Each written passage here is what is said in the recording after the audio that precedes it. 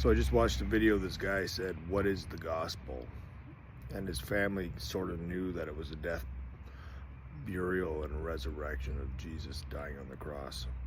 They went into trying to explain what is the gospel.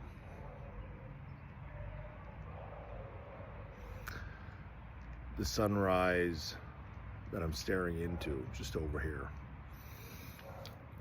is the true idea, if you can wrap your mind around it, is simplicity. That God has always been.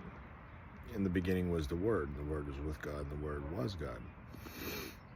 Jesus was always here. The personality of God is Jesus. The breath in your lungs, this might take you somewhere, but is actually God's breath. He's shaping your thoughts. If you surrender to Him, the truth comes out, and the only reason you understand this and even believe what I'm saying, because we're breathing the same air, even over a telephone. So the gospel, we're supposed to spread the gospel. If you can believe that God, the creator of everything, that understands everything, it is everything, has to have a personality, and the only way you can relate to him is through a person called Jesus, who, when I heard, came to earth through a virgin birth, which makes sense, and then goes and teaches and just bees. He just is himself. Doesn't follow any particular map, besides following God, where he's has to go. And no script, no plan. It was his timing, obviously. And then dies, and then resurrects, and then shows that he's in heaven waiting for us, which is a nice way of looking at it. However, he was here already and has already been. So the Holy Spirit or God or the personality of Jesus you can talk with is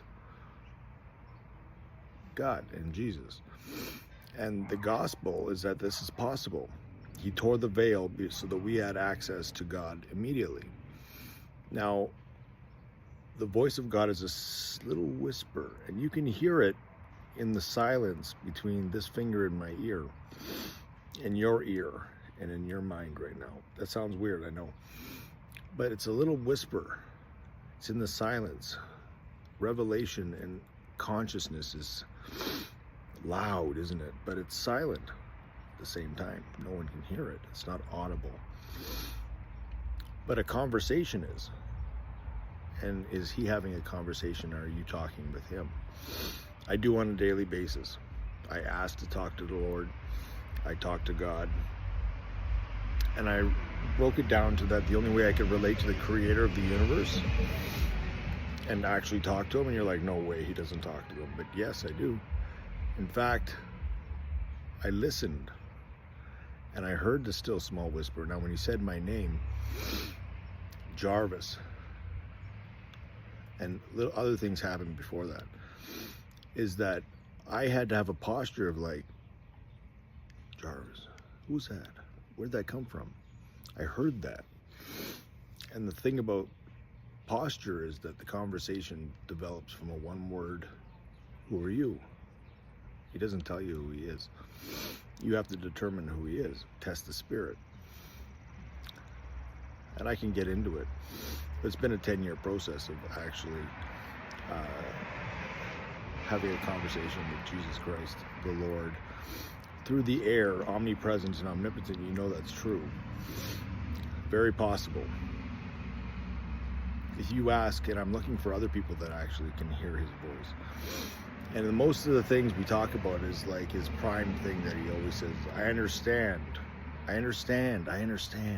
in a high pitch, like really powerful, still small whisper of voice. And I know that Jesus is with us right now. I wrote songs about it. You guys should hear Poetic Life Productions on YouTube. All right, I plugged myself, but the poetry was enormously powerful that I thought, because I don't hear anyone else talking that they've spoken to Jesus, they've heard his voice, that it follows them around. That it's everywhere. He's always talking, by the way. And if you can imagine, of course he is. Look at this plant. It's growing.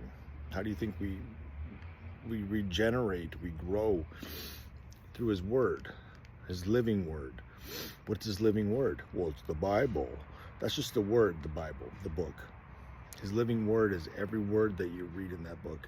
The spirit that comes alive through the words. Now, you don't always get it, but you have to ask Holy Spirit and realize that